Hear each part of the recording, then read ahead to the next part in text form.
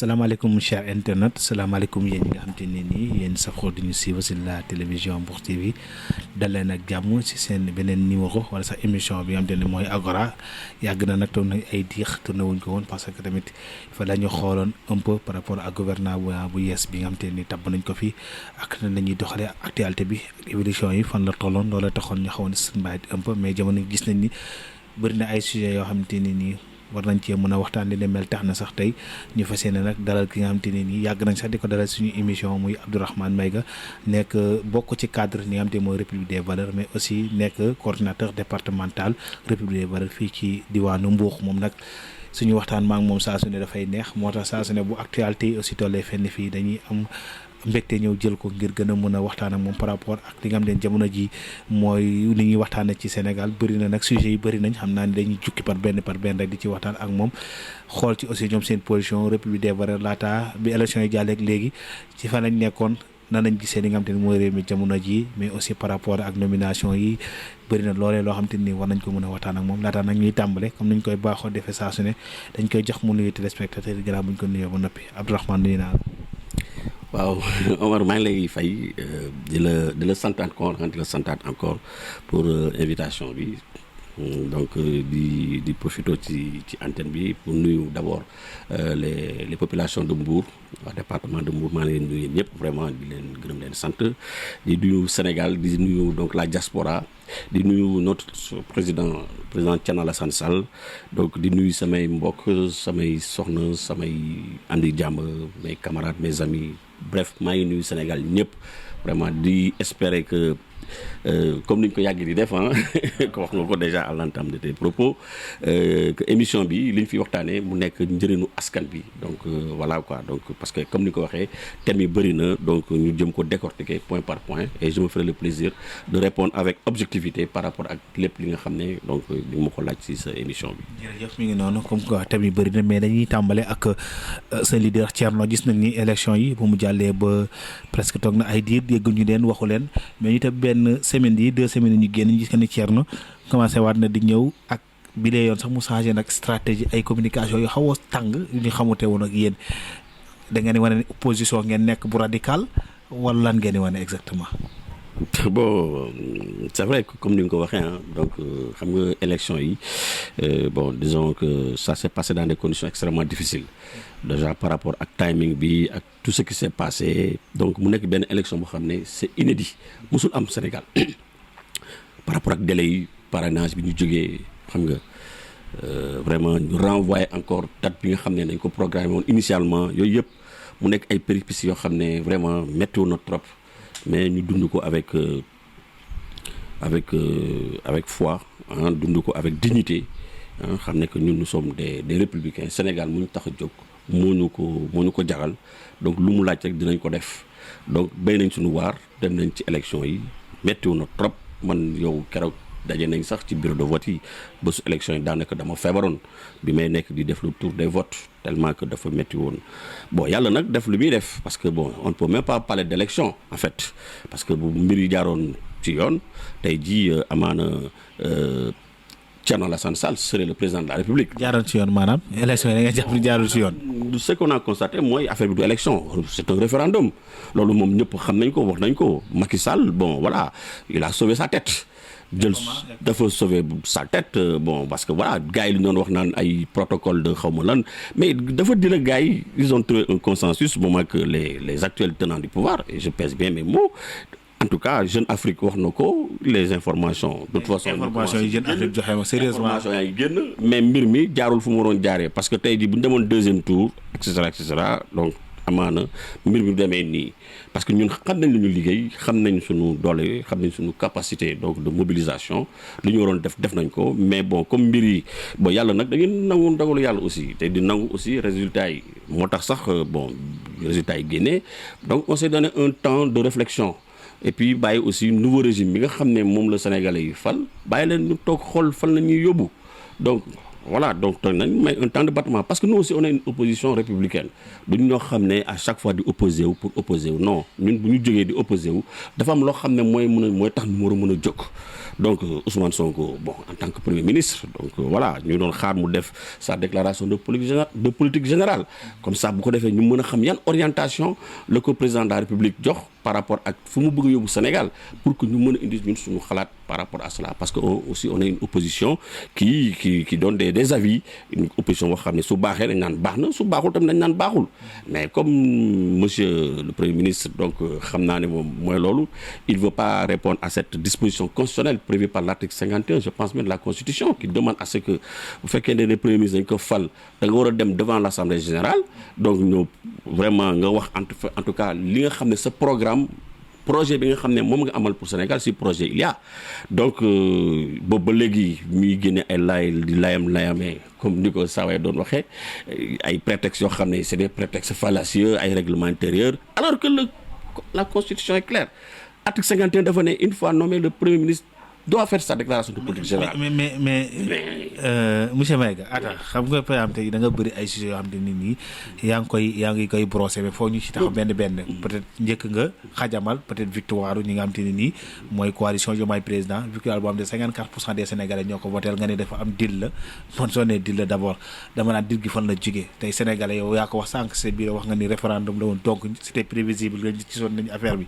nii la mënoon demee donc pourquoi nga jàpp ne deal moo ci am bay di am ni après aussi ban intérêt la ci am yaakaaroon ni ñoom Diomaye sans Macky Sall sans keneen waroon nañu ñu gagner élection yi donc. Omar je pèse bien mes mots li ma la wax nii y a un deal dafa am deal ci suuf. deal bi mooy gars yi dañuy waxtaan ci suuf gars yi dañuy toog waxtaan seen biir mbir bi c'est-à-dire que bu jaar fu mu waroon jaaree tey jii. yaa ngi dégg ñu compétir ñu bàyyi nit ñu compétir comme ça c'est toujours passé depuis Senghor de Senghor à Abdou Diouf en passant par Abdoulaye Wade mbir mi demee nii. mais Jeune Afrique joxewul benn information mais Jeune Afrique bi ngay wax ni information yi mu lay jox yëpp dafa mel ne ni yow loolu yëpp Sénégalais yëpp xam nañ ko parce que waxul loo xam te ne yow xamoo ko woon. Omar de toute façon li ci kanam rawali bët quoi yaa ngi dégg tôt ou tard la vérité finira par triompher quoi dañ mës a xam fu mu nekk ni ay indices lañu amagum rek mais mbir mi dina leer mais de toute façon quel que soit alpha ñun nangu nañ dogal bi on accepte moo tax boobu ba léegi nga ne déggooñu parce que dañoo jàpp ne que bon comme Sénégal ñoom ñoo fal 52% yi ngay wax encore que c'est 52% c'est pas que des gars 54 bon peu importe na nekk sax 99% mais c'est des Sénégalais parce que gars yi tey jii ñuy approprié jàpp ne que c'est les militants du PASTEF qui ont voté ah non je suis désolé 54% yooyu pour la plupart c'est des Sénégalais yoo xam ne xamuñu woon fu ñu jëm bon jàpp nañ ne que bon ñoom aujourd'hui peut-être que ils sont les candidats les mieux placés bon voilà ñu ne bon xaaral parce que ñu bëggoon sanctionner un régime ñu bëggoon changer bon projet bi loolu dañ ci wax projet bi moom bon loolu beneen cas la bu ñu fa tolloo dañ ci wax quoi mais li ma tëwër mooy aujourd'hui Sénégalais yi mooy li mu doon wax yàgg naa ko wax te waxoon naa ko sa benn plateau nee naa le problème ici au Sénégal mooy Sénégalais yi xamuñu ni ñuy falee ñoom mën nañ maanaam folli moom ay nañ ci trop mais comment voter vraiment loolu aussi ça fait partie des réformes yi nga xam ne ñu ngi ci xaar gouvernement bi ñu apprendre aux citoyens à savoir faire leur choix faire les bons choix moo tax à chaque fois bon voilà après c'est des désespoirs tey jii yéen ñii vous êtes des victimes la presse ñu ngi jooy charretiers yi ñu ngi jooy suñuy patron ñoo jooy mais ñu jooy marchands ambulants yi ñu ngi jooy gars yi ñëpp ñu ngi jooy parce que voilà donc man xam nga lay jàpp tey ces gens-là aujourd'hui ils ont été victimes de dol xam nga un dol qu'est-ce que ça veut dire en droit un dol ça dit ce sont des manœuvres frauduleuses yaa ngi dégg envie de pousser quelqu'un à signer un contrat te loolu le dol en droit c'est une cause de nullité tey jii rupture de confiance bi amoon c'est-à-dire contrat de confiance bi amoon entre ce régime aujourd'hui avec le peuple sénégalais il est rompu pour motif de dol parce que li ñu fa waxoon lépp tey jii yow loolu nga yaakaar yow appel à candidature anamu bon c'est histoire de nomination tous azimuts naan aujourd'hui il avait promis que moom une fois élu donc day génne boppam ci au conseil de la magistrature mais bon loolu yëpp dinañ ci ñëw ana bay tant de promesses yi nga xam ne ba ci projet bi ngay wax ni bon nekkate projet bi sax moom pareegul boobu ba léegi donc ak leneen loo xam ne tey jii la preuve mais li tax Sénégalais sont désespérés mais tey jii rek démb rek y a 250 jeunes qui sont encore perdus en mer chaque jour que Dieu fait c'est plus de 250 jeunes qui aspirent booy génn réew mi te loolu arrêté wu nañ ko des milliers de jeunes qui sont en train de mourir parce que amatuñu yaakaar mais c'est vrai ils ont été victimes de dol loolu mooy wax bi. mais est-ce que immigration clandestine nekk na phénomène boo xam te ne nii yomb naa régler yow pour yow. mais naturellement mais ñun tey jii ñun on avait un programme pour les jeunes. tey jii aujourd'hui gis nga li ñu si on avait donné non attends mais xam nga programme c'est trop facile c'est-à-dire que il faut matérialiser ça en acte ces jeunes là tey jii soo kon amoon na ay indices ces jeunes par exemple su ma xalaatee ces jeunes ambulants mi nga xam ne tey jii ils ont donné corps et âme pour ce régime là ñii ils sont morts ñii ils ont croupi en prison gars yi amul ñoo xam ne tey jii perte nañ seen emploi perte seen liggéey perte seen lépp à cause yaa ngi dégg de ce régime là tey jii lan lañ leen di fayee ay déguerpissement ñu leen di buntu xatal di leen xoqatal mais imagine toi mais ñoom ils ne méritent pas ces jeunes là tey jii ce secteur informel là tey c'est le fer de lance yaa ngi dégg de notre économie mais tey jii boo leen bëggee jël ne da ngeen di jëlee fii par exemple aujourd'hui mais encore faut-il nga am lu leen di jox encore que je suis pas d'accord pour l'occupation anarchique de la voie publique et tout non en tant que légaliste mais nit ki boo ko jëlee fenn am na da nga koy yóbbu feneen mais doo ko jëlee fii ba pare bàyyi ko nii comme ça muy nax saay mais saa waay nit ki amuñu fu ñu jëm mais amuñu fu leen mais attends balaa ñu doon léegi c'est-à-dire il faut toujours ce qu'on appelle des mesures d'accompagnement dans des situations yu mel noonu il faut toujours nga prévoir des mesures d'accompagnement ñoom ñoo leen promettroon ils avaient promis à ces jeunes que bés bu ñu faloo donc voilà donc seen maanaam seen situation day changer am na si ñoo xam ne ñu doon rêver sax takk ay jamono commencé dawal ci 4x4 yeeg di rêver cette jeunesse là on leur a vendu un rêve mais réalité bi tey ils sont confrontés à ce qu'on appelle la réalité du pouvoir gars yi xam nañ ne que dañ leen nax loolu mooy wax bi monsieur Maïga jàppoon ni aussi tamit teelul ci yéen ngeen def bilan ci ñii ci ñetti weer ngeen bëgg a def ci ñoom bilan lañ diggee woon defuñu ko te yow gis nga Ousmane Sonko génn fii nii dañoo fekk pays boo xam te ne nii ruine la gis nañu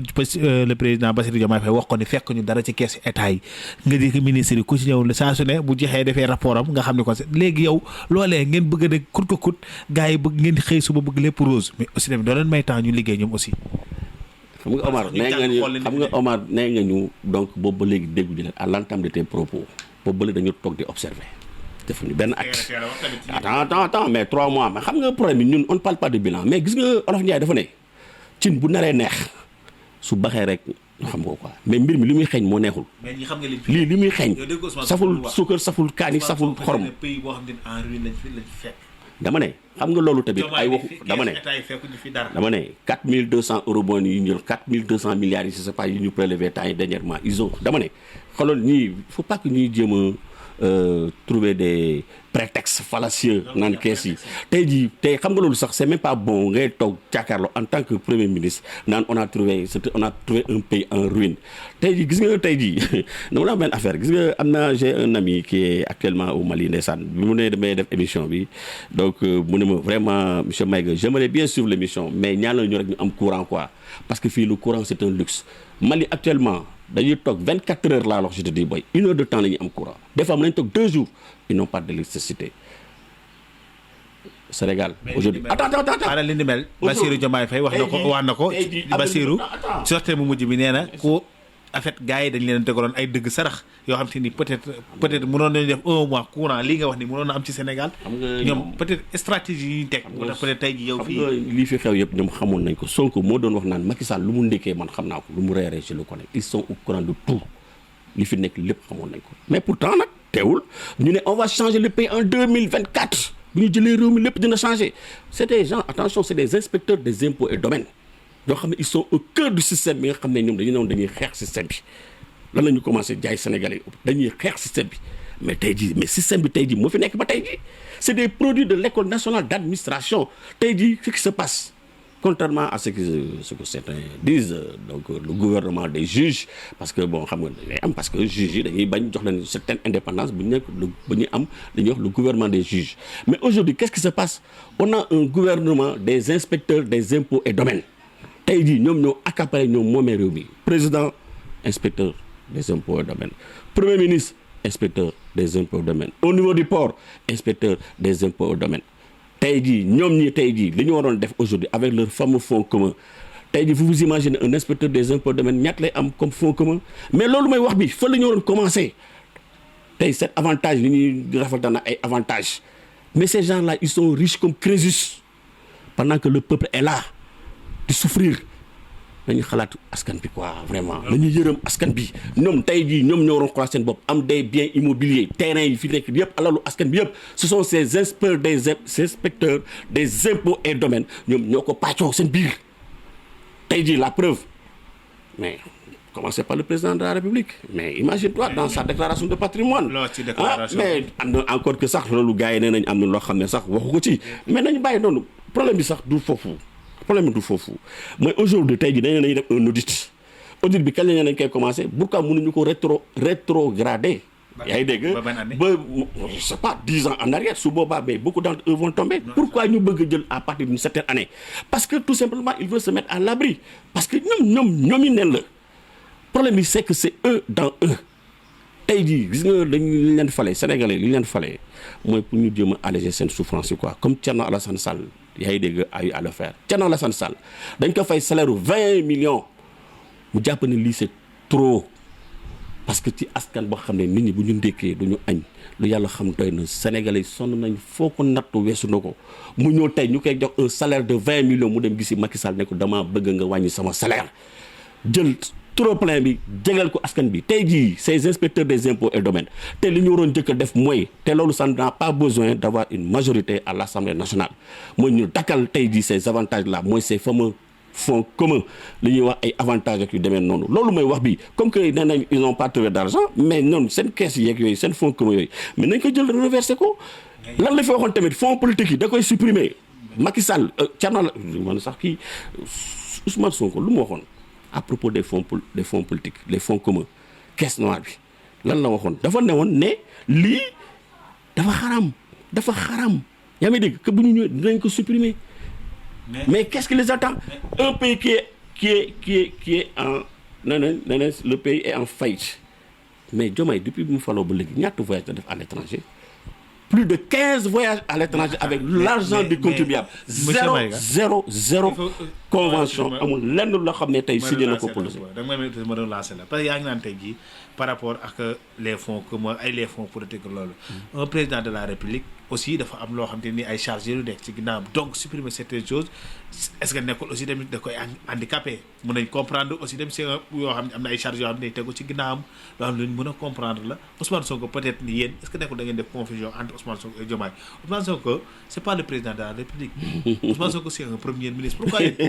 vous faites allusion si Ousmane Sonko c'est-à-dire man li ma jaaxal mooy gars yi quand ça les arrange ñu ne Ousmane Sonko n'est pas le président de la République te bu ñu jógee ñu naan Ousmane Sonko mooy Diomaye mooy Sonko mais donc finalement il faut savoir où se trouve le problème ñoo ko fi wax bi ñuy campagne Sonko mooy Diomaye mooy Sonko c'est du pareil au même si c'est neuf te aujourd'hui mooy li Thierno Alassane Sall waxoon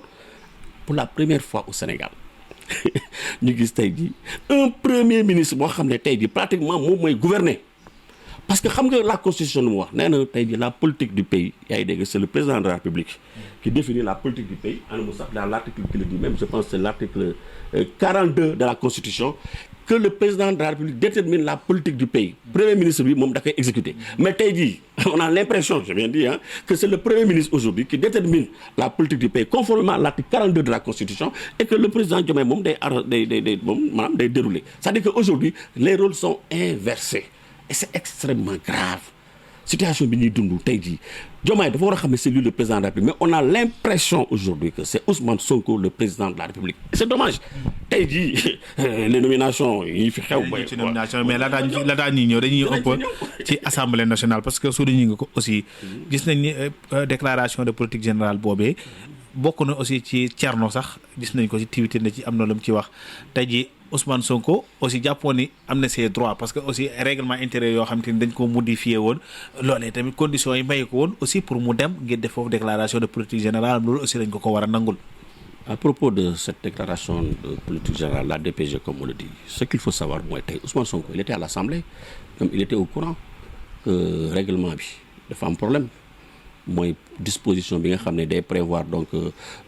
maanaam le premier ministre ak yu demee noonu parce que effectivement bi ñu amee changement bi ñu supprimer le poste de premier ministre dañ ko dindi ci architecture juridique gu arsenal juridique gu Assemblée nationale bi bon peut-être il y a une omission un oubli ou bien une négligence ou bien je ne sais pas ba bi ñu réinstaurer le poste de premier ministre donc ils n'ont pas eu peut-être l'occasion ou bien par oubli je ne sais pas ba ils n'ont pas réintégré ça dugalaatuñu ko ci arsenal juridique bi mais le problème qui se pose mooy aujourd'hui article 51 ak règlement intérieur boobu ñuy wax c'est du pareil au même xam nga lan mooy différence bi mooy règlement intérieur bi dafa programmer 3 mois nee na président de la République bu ñu ko falee dans les 3 mois qui suivent sa nomination dafa war a ñëw devant l'Assemblée nationale faire sa déclaration de politique générale 3 mois boobu kese mais sinon à part ça amul lenn lu si changé loolu warul mën a nekk un motif pour mu dérober wu mu bañ a ñëw taxaw ak askan bi wax ak ñoom parce que tey jii attends xam nga tey bu ñu jàppee attends dama expliquer benn affaire parce que man askan bi laay wax dama bëgg ñu comprendre xam nga tey man je pense que les juristes sont là, ils ne me diront pas le contraire. Même un étudiant en première année de droit, il y a ce qu'on appelle le principe de la hiérarchie des normes juridiques. Est-ce que vous comprenez? Si vous avez le principe de la hiérarchie des normes juridiques, la constitution, la loi fondamentale, la dite, la après constitution bi ñu soog ay loi après la loi ñu soog ay décret ak yu demee noonu mais bu fekkente ne la loi fondamentale la charte nationale moom prévoir na ko dans l'article 51 c'est une disposition constitutionnelle que le président de le premier ministre bu ñu ko nommé dafa war a def déclaration de politique générale mais Ousmane Sonko mais il doit le faire da ko war a def parce que c'est prévu mais comment mais bañu ko yow tu penses que kii dina ñëw mais il ne va pas se présenter amul lu muy wax instant dafa tiit il a peur d'affronter ces députés là il a peur d'affronter ñoom Thierno ñu ngi koy xaar Thierno Alassane Sall il a un dossier béton contre lui ñu ngi koy xaar xam na li koy xaar au niveau de l'Assemblée nationale par rapport ak les nombreuses promesses yi ñuy waxoon Sénégal yi gars yi xam nga la may problème bi mooy gars yi li ñu dégg li ñu wax ils ont trop parlé tey jii nag ils sont confrontés à la réalité du pouvoir te loolu bés bu demee devant l'Assemblée nationale on va lui rappeler ça c'est ça le rôle de l'Assemblée nationale c'est un rôle de contre-pouvoir et pour la première fois en tout cas dans l'histoire politique du Sénégal ñu am une Assemblée nationale digne de son nom. mais assemblée boobu la ñuy desandi yaakaaroon duñ ko dissoudre. mais loolu moo tax ñu bëgg dissoudre nag parce que xam nañ ne que bon voilà mais mbir mi duñ leen ko yombal c'est clair et net que il va cette assemblée nationale va jouer son rôle de contre-pouvoir tel que prôné par Montesquieu gis nga dans un état de droit tey jii y a ce qu'on appelle le principe de la séparation des pouvoirs. Je comprends. Il y a le pouvoir exécutif, il y a le gouvernement, le premier ministre, le président de la République, etc. Il y a ce qu'on appelle ensuite le pouvoir judiciaire, les cours et tribunaux, les magistrats, etc. Le Conseil supérieur de la magistrature, c'est un pouvoir judiciaire, c'est le deuxième pouvoir. Le troisième pouvoir, c'est le pouvoir législatif, l'Assemblée nationale. Il y a même un quatrième pouvoir, c'est vous les journalistes. Mais ce qui se passe aujourd'hui, il y a des assemblées nationales, en réalité, ils ne jouaient pas le rôle. Elles ne jouaient pas le rôle comme il fallait. dañuy ñëw projet de loi bu ñu indi rek dañuy voter sans chercher à comprendre les projets de loi passaient comme lettre à la poste mais pour la première fois tey jii ñu am une assemblée avec toute cette diversité là aujourd'hui tey jii nga xam ne tey jii le pouvoir aujourd'hui tey bu fa naree dem di présenter un projet de loi il faut que mu conforme avec l'intérêt des populations. assemblée boo xam ne nii tey opposition bi mooy majorité bi. mais opposition majorité bu ko gouverner noonu. mais non c'est pas xam nga loo gis rek consensus c'est-à-dire que assemblée nekkuñu fii pour nekk benn genre assemblée nihiliste bu leen indee projet de loi boo xam ne jar na voter mais dañ koy voter. mais ñoom ñu fi dugal parce que waa Benno Bokk Yaakaar waxuñu dañ fi dugal motion de censure. mais dañ dugal motion de censure. mais waxuñu ko à travers seen président. non mais xam nga loolu ay waxu politique la xam nga am na yoo xam ne bu ñu ko waxee ni c'est des déclarations intempestives tey jii du ñu poser on a des députés responsables. À l'image du président Thierno Alassane Sall du ñu nekk fii di poser ay actes yoo xam ne day nax saay Sénégal di créer un blocage des institutions ba président de la République di def application des dispositions de l'article 52 de la Constitution yaa ngi dégg parce que Constitution may na ko su fekkente ne y a un blocage dans le fonctionnement des institutions ak yu demee noonu mais day dissoudre Assemblée nationale tey qui va y gagner tey jii on n'a pas encore voté de budget ñoom ils ont besoin ñu voter leen seen budget pour que ñu mën a dérouler. Ils ont besoin de l'Assemblée nationale. Forcément, ils ont besoin de cette Assemblée nationale. De déclaration de politique générale, contrairement à ce que les gens pensent, mais c'est une manière d'avoir le vote de confiance des députés. Fait que nous, les gars, nous avons un programme vraiment bon. Ça prend en compte les aspirations du peuple sénégalais, mais gars, ils vont voter une motion de confiance, un vote de confiance, n'est-ce pas? Mais ce fait qu'il y a des vraiment méngoul ak intérêt au Sénégalais, mais ils ont le droit de récuser, de voter. Pourquoi pas même demander un vote de censure? Parce que voilà, que le gouvernement là n'est pas compétent. C'est dans l'intérêt des populations sénégalaises. maanaam lu ñu war a wax assemblée nationale seen programme pare na bu yàgg bañ teg ko. waaw mais bu dee pare na mais qu'est-ce qu'il attend pour venir se présenter devant cette assemblée nationale. assemblée nationale seen règlement intérieur bi. non xoolaat ko. non xam nga bu ñu dugg ci ay affaire règlement intérieur parce que gis nga seen président groupe parlementaire bi ñoom ñëpp ci règlement intérieur bi la ñu ñoom ñëpp c'est avec ce règlement lañ leen voté bu fekkente ne ñoom jàpp nañ ne règlement bi baaxul tey ji ay ñoom Ayib Daffé ñoom ñëpp duñu fa nekk ay député li ñu fay liggéey yëpp du fa am n'est-ce pas donc pourquoi ñu bëgg a jël prétexte ci déclaration de politique générale boo xam ne ça ne concerne que un point te loolu c'est-à-dire que yeneen disposition yëpp par rapport à la déclaration de politique générale du Premier ministre sont prévus dans le règlement intérieur tous les autres aspects sont prévus benn point kese la benn article kese boo xam ne buy wax ne que donc il faut un délai de 3 mois pour que mu mun a ñëw présenter devant l'Assemblée nationale à compter de sa nomination par décret par le président de la République conformément aux dispositions de l'article 44 donc de la Constitution qui permet au président de la République donc de nommer aux emplois civils, militaires et de nommer même le Premier ministre parce que le président de la République mooy nommer le Premier ministre par décret et aussi il a le pouvoir de révocation de révoquer donc évidemment donc la nomination te loolu dina ma jaaxal trop quoi ak mbir mi nu mu demee nii. ñu avancé un peu ñëw tamit ci chamboulement bi nga xamante ne ni constaté nañ ko ci semaine bi ak conseil supérieur de la magistrature nga gis que ni bëri na magistrat yoo xamante ni promis nañ mais am na ñoo xam ne dañ leen rétrogradé ñii ñu jël leen yóbbu leen Tamba jaay jàpp ni sanction la ak ña ca des yow sa gis-gis ci li ni mel. En tant que juriste tey waxuma nag en tant que politicien moo wax ay waxi politicien. En tant que juriste je suis meurtri. Et comment? Je suis meurtri par ces nominations dafa am lu ma metti quoi franchement xam nga ñun dañoo jàng droit ñu am lu ñu jàngal ay textes nañu aujourd'hui un état de droit mooy li nga xam ne c'est un état soumis aux textes même le juge bi nga xam ne day joxe ay décisions ce sont les textes moom maanaam textes yi ñoo ko tënk c'est-à-dire que décision de justice waruñu ko bàyyi ci le bon vouloir de n'importe qui de quelqu'un lépp lu ñuy def rek dafa am maanaam benn fondement juridique ñun loolu la ñu jàngal man dama jàng droit pendant combien d'années ko di am sama DSS di pratiquer le droit ça fait plus de 20 ans yaa ngi dégg ma koy pratiquer mais qu'est-ce qui se passe aujourd'hui c'est-à-dire que li ma gën a choqué mooy tey jii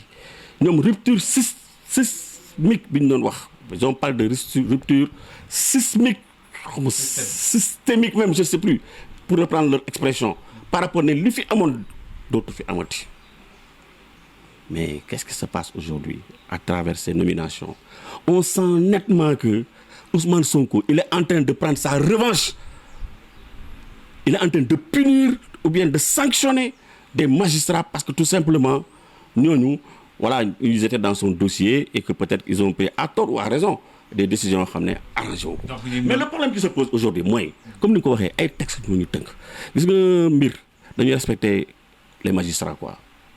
gis nga la magistrature le pouvoir judiciaire c'est le dernier socle dans un état de droit tey bu ñu demee bay nax saay les magistrats mettre leen dans une situation telle que ils ne peuvent même plus juger en toute liberté en toute indépendance conformément au principe de l'inamovibilité bi nga xam ne moom moo leen tënk principe de l'inamovibilité bi nga xam ne c'est un principe consacré par l'article 90 de la Constitution de 2001 qui dit que un magistrat ne peut faire l'objet d'affectation que sur avis du Conseil constitutionnel yaa ngi dégg et quand il le veut su fekkee ne moom bëgg na ko mënoo jël un avocat un magistrat di ko jël daan yaa ngi koy yóbbu ci beneen bërëb tant que Conseil constitutionnel statué aussi d'abord premièrement deuxièmement magistrat bi moom ci boppam dafa war a joxe son accord moom il faut mu ànd ci deuxièmement gis nga la seule exception à ce principe d'inamovibilité bi nga xam ne lu tax constitution bi le législateur ñu consacré ko c'est pour que ñu bañ a jël magistrats yi di leen jël c'est-à-dire comme des fonctionnaires quoi di leen yóbbu fu leen neex parce que di leen sanctionner. président mooy nommé aux emplois civils et militaires da nga ko fàtte. waaw dama lay wax gis nga ñii d'abord il faut faire la distinction d'abord les magistrats yi nga xam ne qui sont concernés ici il s'agit des magistrats du siège mooy les magistrats assis tey jii quoi on prend le juge d'instruction Maham Diallo c'est un magistrat assis il n'est pas comme le procureur qui est un magistrat debout su fekkee ne ce sont les magistrats debout mooy les procureurs ñoom ils peuvent faire l'objet d'affectation n'importe où parce que tout simplement ce sont des fonctionnaires qui sont soumis à la chancellerie mooy les procureurs les parquetiers ñoom on peut les affecter à tous sans demander leur avis mais gis nga les magistrats du siège assis mooy ñoom ñooy juger ñoom ñooy joxe des décisions de justice ñooñu pour garantir seen indépendance qu'on parle même du principe même de l'immunité judiciaire parce que ils sont immunisés waruñu leen bàyyi à la merci de l'autorité politique tey jii dama lay wax benn texte boo xam ne c'est extrêmement important c'est un texte que Montesquieu avait dit xam nga déjà en 1748 Montesquieu qui est à l'origine du principe de la séparation des pouvoirs dafa ne woon il n'y a point de liberté si la puissance du juge n'est point séparée de la puissance législative et de la puissance du pouvoir exécutif. C'est-à-dire que aujourd'hui mënuñu am liberté, on ne changera jamais tant que les magistrats jox ñu leen seen wàccuwaay. Tant que pratique yi ce qui s'est passé aujourd'hui jël leen ñoom yëpp yóbbu leen Tambacounda di stigmatiser encore une région. Mais Tambacounda, qu'est-ce qu'il y a de particulier? Stigmatisation, dafa leer nañ. Mais et puis avec une manière inélégante. Jël leen yóbbu leen Tambacounda ñoom ñëpp paqueté leen comme des moins que rien quoi. Xam nga yóbbu leen Tambacounda te magistrats yoo xam ne qui ont rendu des décisions au nom de la République du Sénégal, même s'ils ont fauté. Aujourd'hui, il n'appartient pas au président de la République de les sanctionner. Tey jii ils doivent être jugés par leur père. Dinaa la wax benn affaire. Foofu la ñuy xaaree aujourd'hui ces nouvelles autorités mooy réforme yi ñuy wax à commencer par le système judiciaire mooy première réforme bi ñu waroon def. En France ils ont fait des réformes tey bu fekkee ne y a un magistrat boo xam ne tey jii dafa manquer à ses obligations ou bien qui fait un abus de droit un abus d'autorité yaa ngi dégg mais on permet à tout justiciable de saisir le haut conseil de la magistrature le conseil supérieur de la magistrature su boobaa ce conseil supérieur de la magistrature va prendre des décisions à l'endroit de ce magistrat pour avoir failli à ses obligations. Am na benn arrêt qui a été rendu, par exemple, un arrêt qui a été rendu en France, je vais te donner l'arrêt, date baa ngi nii, c'était le 13 juin 2024. Mais qu'est-ce qui s'est passé? Le conseil supérieur de la magistrature en France a eu à sanctionner un juge d'instruction avec blâme et inscription dans son dossier. Ndax lan magistrat bi dañ ko installé en 2019 bi mu ñëwee il a trouvé un dossier qui était là-bas depuis 2010.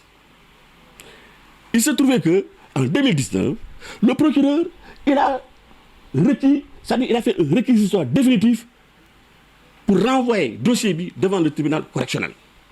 Léegi le magistrat instructeur xam lan moo ko desoon loolu lan la waroon def dafa waroon seulement jël rendre une ordonnance de clôture benn signature benn ordonnance kese pour ñu jël dossier bi jébbal ko tribunal correctionnel pour waa ji ñu mën ko atte. Mais le magistrat xaw ma qu'est-ce qu'il a contre le prévenu je ne sais pas mais mu toog ci dossier bi 2019 2020 jusqu'en 2021 bi ñu ko fay jëlee il n'a pas signé l'ordonnance de clôture du dossier. Alors le prévenu, parce qu'en France ça c'est ça comme ça qu'on parle vraiment les institutions fonctionnent normalement. Prévenu bi nga xam ne dañ ko sacrifié pendant 3 ans pour benn signature lan la def dafa saisir le conseil supérieur de la magistrature. Bi mu saisir le conseil supérieur de la magistrature ñoom ils ont diligenté des enquêtes parce que ils ont un pouvoir d'enquête. Bi ñu defee enquête bi il s'est avéré que effectivement plaignant bi li mu waxoon yëpp c'était avéré waa ji pendant 3 ans mi ngi tëdd ci kaw dossier jàmbur de son autorité wax na ko condamné na ko wax na lu ne par rapport à ces magistrats. Su fekkee ne woon Sénégal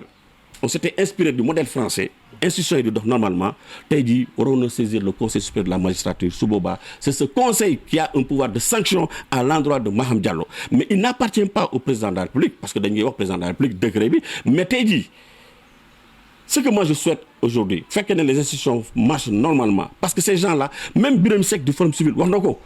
li ñu leen yóbboo Tambacounda c'est pas conforme au texte c'est une violation flagrante des dispositions de l'article 90 et de la Constitution de 2001 tey jii étant donné que la violation est manifeste ordre maanaam le décret d'affectation dans ces lieux-là étant vicié parce qu'il y a des vices de forme par rapport au fond par rapport à la forme mais tey jii ces magistrats-là je parle pas des magistrats debout parce que tey non mais les magistrats assis ñoom am nañ possibilité saisir la chambre administrative de la Cour suprême pour ce qu'on appelle un recours pour excès de pouvoir. Et moi je reste convaincu qu'aujourd'hui bu ñu defee recours devant la chambre administrative de la Cour suprême ils vont avoir gain de cause. S'il s'avère que ñoom dañ leen fa yóbbu sans demander leur avis parce que magistrat bu ñuy affecté te laajuñ la sa avis donc ça est une violation de règlement c'est-à-dire de la loi donc de 2001 hein, notamment en son article 90. Deuxièmement xam nga ban obstacle lañ am kan la ñu mën a jël un juge yóbbu ko sans demander son avis su fekkee ne le juge a été sanctionné s'il y a une sanction disciplinaire juge bi su boobaa dañ koy jël yóbbu ko affecté ko ou bien pour des nécessités de service mais aujourd'hui dans ce cas d'espèce mais gisuñu ban nécessité de service moo fi am il y a pas de nécessité de service est-ce que Maham tey jii yaakaar nga ni il va donner son accord ne d'accord naa pour ngeen yóbbu ma Tambacounda.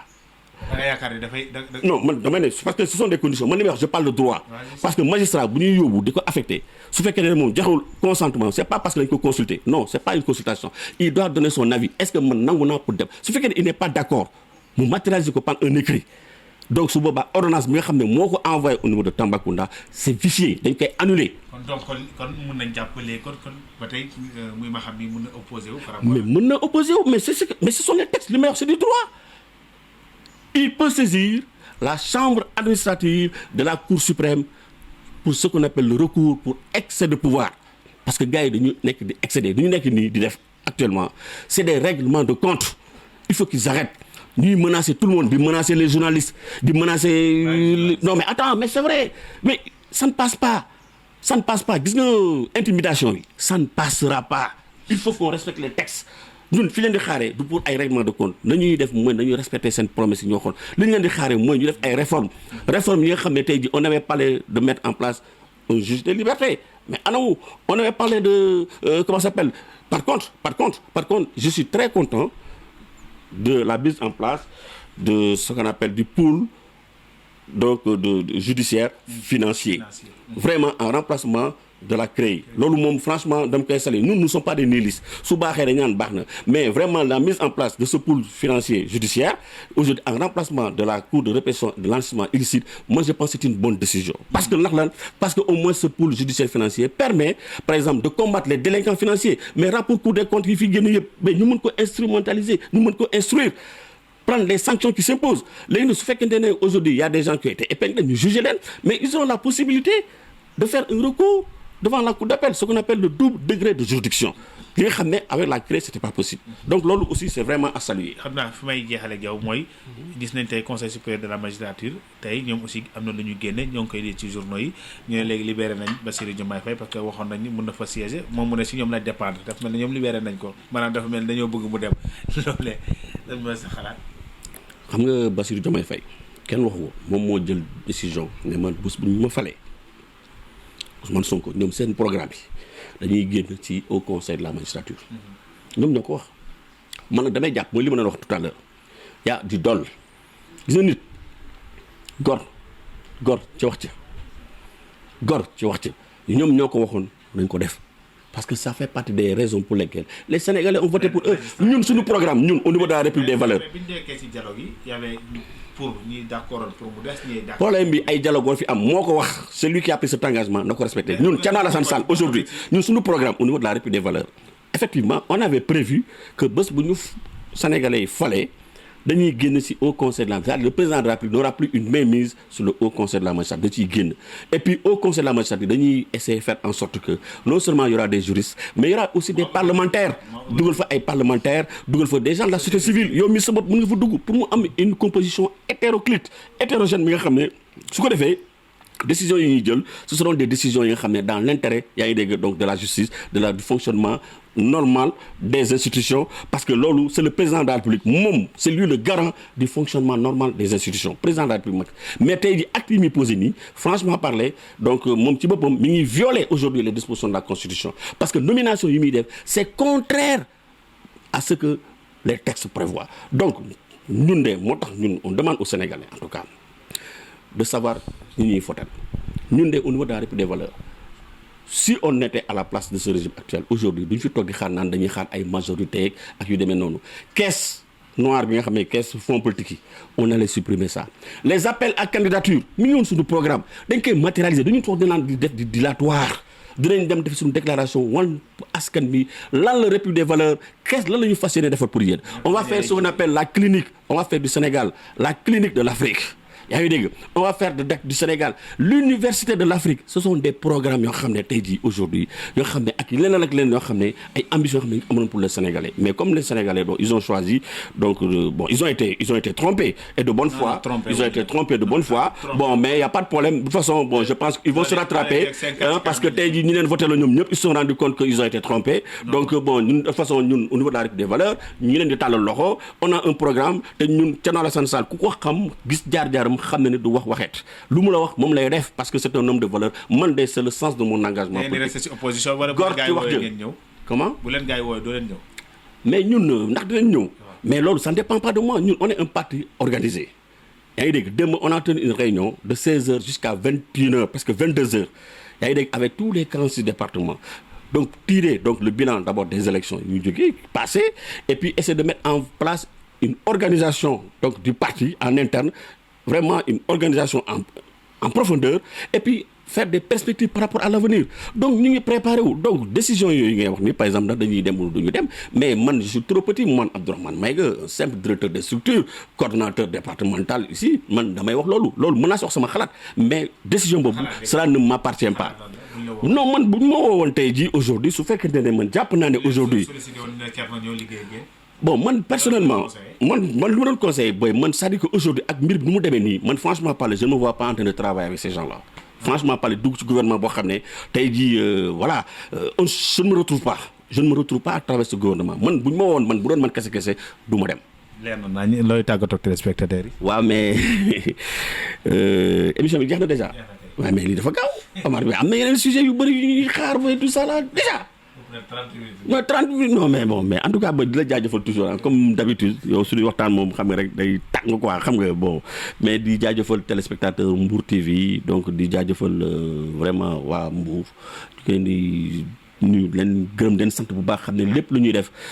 ñun on le fait pour le département de Mbour en particulier et pour le Sénégal parce que Sénégal mu ñu ko jaral engagement politique bi du dara utuñu ci ay postes utuñu ci ay privilèges ñun lépp loo xam ne day jëmale Sénégal ci kanam ñun ñu ngi ci lépp loo xam ne tamit vraiment baax na on est là dañ koy wax de baax na di nuyu tous les militants de la République des valeurs di xam ne que il est temps de se remobiliser donc conformément au mot d'ordre qui a été hier donc je pense que on va mettre en pratique donc li nga xam ne la ñu tënk démb ci réunion bi donc di xam ne que tey jii la République des valeurs tey jii est la seule alternative au régime actuel. Quoi qu'on dise, parce que nous avons été aux élections, n'est que 6e sur 19 candidats, et l'Union Européenne, moi, nous, République des valeurs, élection, on est parti seul, en Union Ken. Donc, aujourd'hui, je pense que c'est clair et net, les chiffres le disent, nous sommes la seule alternative aujourd'hui au régime actuel. Nous sommes comme nous, waxtaan ak askan yi di tental suñu loxo xam ne que République des valeurs ñu ngi fii donc pour